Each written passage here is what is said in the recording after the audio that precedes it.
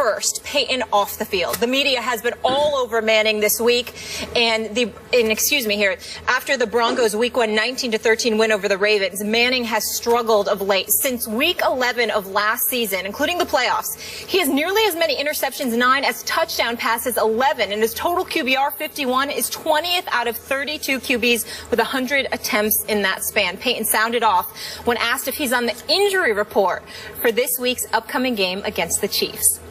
You know, my thoughts on the injury report, I think the media should have to do an injury report as well. I think all you guys have to, I'd like to create it myself, you know, and just, to think about, I'm going to put down what I think y'all's injuries are. I think we have to keep reminding ourselves around here that we did actually win the game, that we are 1-0. Thank goodness, because I can't imagine what it would have been like had we lost the game. You know, I'm sure offensively, I speak for a lot of guys, that we certainly want to play better, and feel like, that Thursday probably couldn't come soon enough to have another opportunity, and I think everybody wants to do their job better, but at the same time, we felt we did enough to help us win on Sunday. Stephen A., is this the beginning of the end for number 18? Well, listen, I think it's the beginning of the end, but it has nothing to do with his performance in Week 1. The Baltimore Ravens have a good defense. There's some question marks about them now that Suggs has gone down, which is something that we'll talk about a little bit later on in the show. But I definitely think that there's an overreaction as it pertains to his performance in Game 1 of this NFL season. What I think Peyton Manning needs to take into consideration is that people are looking at the last 4 games of last year, his performance against the Buffalo Bills, his performance against the San Diego Chargers, the 4 interceptions he threw in a loss at Cincinnati, the relative, pedestrian performance against the Oakland Raiders, and then to end the last regular season, and then, of course, the performance in the playoff game against the Indianapolis Colts. He did not seem like himself. Father Time seems to be knocking on his door just a touch, at least, just tapping on his door a little bit, and I think that's why people are asking those questions. But at the same time, I don't blame Peyton Manning for being a bit annoyed and perturbed over it all. This is a guy that completed 66% of his passes last year, threw for over 4,700 yards. When you consider the numbers that he put up just last year alone, that's better than most quarterbacks have done in their careers. And so when you look at it from that perspective, I definitely think he has every right to be a bit annoyed. He just needs to remember that we're not measuring him against other quarterbacks. We're measuring him against the greatness of himself. And we're wondering how much he has left. We've heard about the numbness or the lack of feeling in his fingers. You know that he can't run with the football. You're wondering about the back and the hips and all of that other stuff. And so because of that, just the cumulative effect of age, attrition, the injuries that he's had, the surgeries that he's had, along with the level of regression we've witnessed, particularly since he got beat up against St. Louis, it's not something that we can ignore. Now, his playoff performance was the hamstring had a lot to do with that, because if your hamstring ain't right and you're out there throwing with a bum hamstring and you can't throw the football, you're not going to be able to throw the football effectively, and we understand that. But again, he just needs to remember we're measuring him against the greatness that he himself has put on display for the better part of the last 2 decades, not what Peyton Manning is capable of doing compared to most other quarterbacks in the NFL, because we know he's still elite compared to most. So, bottom line, what's your gut feeling here? Is he about to fade into the sunset sooner than later? I personally, that's my personal belief. I don't have any knowledge of it, but my personal belief is that this is the end for Peyton Manning, that he will retire after this season. That's just what I think. I don't disagree with that, just conjecture. We're just guessing. But I'm with you about that, because after this season, he turns 40 years of age in March. So could I see the great Peyton Manning, the all-time great Peyton Manning, saying, okay, that's enough?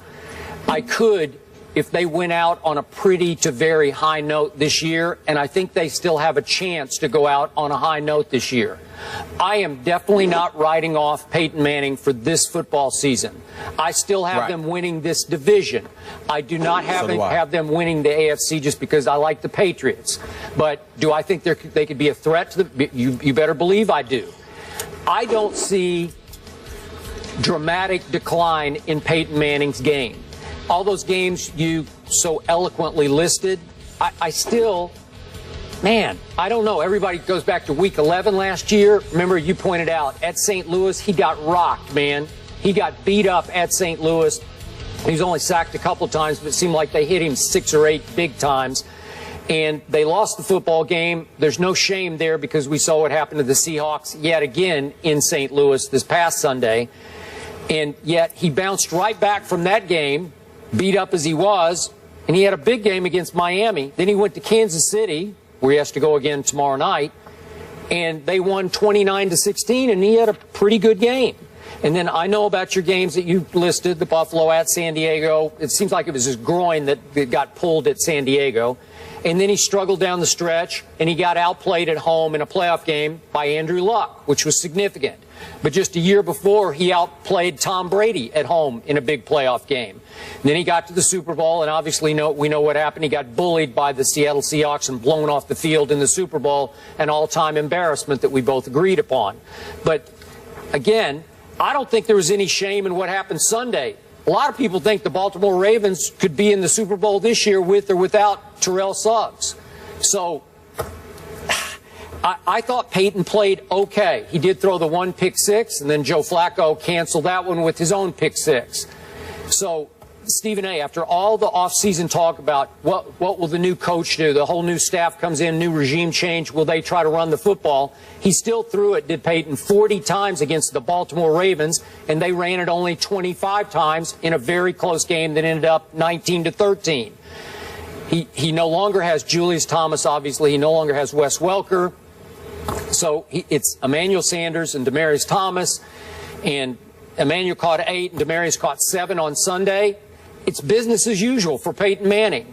So when I hear all the conjecture about has he lost a lot of velocity, especially in his deep balls, and I look at the deep balls, some of them have been overthrown, some underthrown, but some have been overthrown. And my question to all those doubters is, when did Peyton Manning ever have a cannon to begin with? I mean, when he was a rookie, he didn't have a cannon. He's never had a cannon. And I'm still sitting here to tell you, Stephen A., that I think 25 out of 32 teams would right now take Peyton Manning as their quarterback. That's how good he is. Well, and obviously he's better than Brock Osweiler because that's his backup in Denver. So I think the Broncos are going to be just fine at his age 39 season. Well, I hear where you're coming from, but you got to remember what I said. Number one, clearly we expect the Denver Broncos to be formidable. I definitely expect them to win the AFC West, and we know that Peyton Manning is elite. But I keep saying we're not measuring him against other quarterbacks in the NFL because we know he'd be top 5. We're measuring him against himself. Not to mention the fact we're taking into account issues of attrition, getting beat up. What kind of year is he going to have here? Now, let's go back to those games last year. Yes, he did get beat up by St. Louis in Week 11. You pointed out how he showed up against the Miami Dolphins the very next game. Yep. Yeah, but they gave the ball to C.J. Anderson 27 times. He ran for 167 yards. The following game against Kansas City, he threw 4 touchdowns in that game against Miami, and we understand that. But it wasn't like he had a 300 or 400-yard game. C.J. Anderson was running all over the place, and then obviously Peyton Manning would finish the deal. The very next game against the Kansas City Chiefs, well, what happened? C.J. Anderson rushed the ball 32 times for 168 yards. So you're talking about a Peyton Manning squad with all the aforementioned individuals, the Wes Welkers, the Julius Thomases, the Demaryius Thomases, the Emmanuel Sanders of the world, etc. And you had a guy named C.J. Anderson, who was relatively unknown, rush the football 59 times in 2 games. That's not something that customarily happens with a Peyton Manning. The belief was it happened because he got beat up and hadn't fully recovered. I don't know when the hamstring injury ultimately kicked in, but once that kicked in, he was hampered a little bit as well. And a lot of people, talked about how that may have detrimentally affected or impacted his performance against the Indianapolis Colts in the postseason. So when we look at Peyton Manning and you sit there and you take those last 4 regular season games and then that playoff performance against Indianapolis, and then you couple that with what we've seen transpire in week 1 of this NFL season, then you take into account the 39 years of age approaching 40, the 4 back surgeries, the hamstring injury, the hit, and then skip this nugget that you did not bring up. How do we know he's happy with Gary Kubiak and John Elway? Remember, in the immediate aftermath of the loss, of the win against Baltimore this past Sunday, we heard Peyton Manning speak in ways that he hadn't spoken before about how they've got to get on the same page. I don't have the direct quote in front of me, but everybody was talking about how Peyton seemed very un-Peyton-like in terms of highlighting what a struggle it was for him.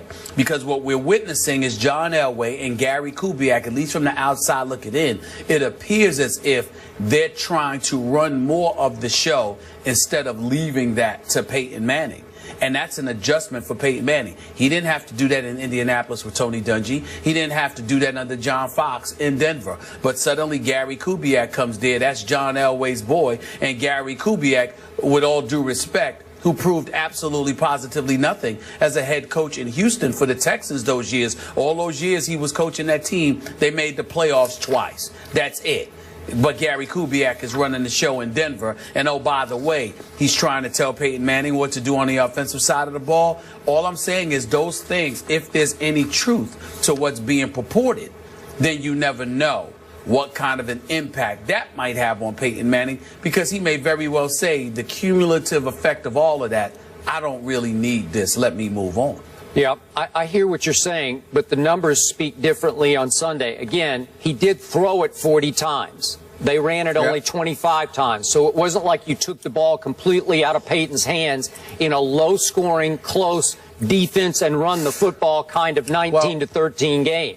So that's fair. I get it. I get that Kubiak might want more control. It's hard for us to know. That's where I'm going. You know, yeah, I get it. And Peyton can't freelance as much in Audible as much, not as much Omaha going on. I don't know about that, but it looked pretty much the same to me, even though Peyton did speak after the game. It's all new to him.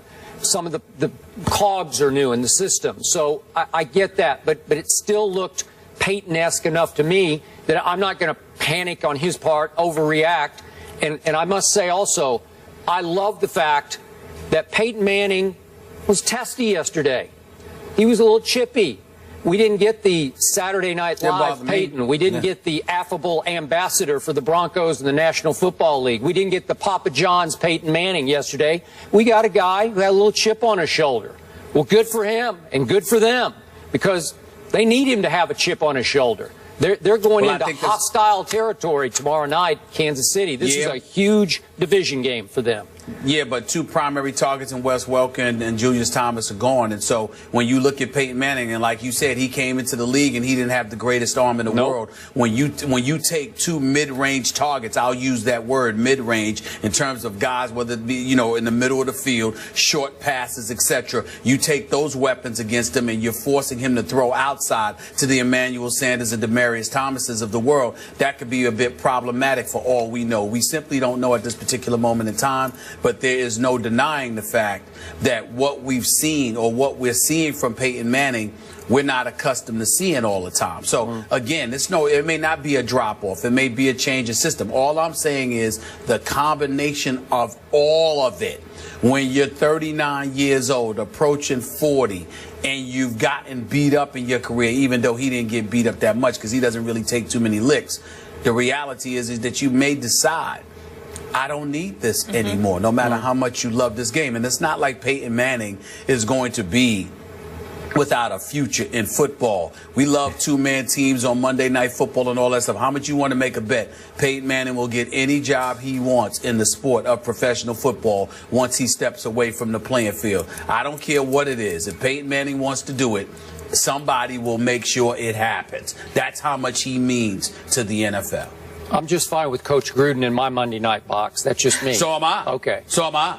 So am I. All right.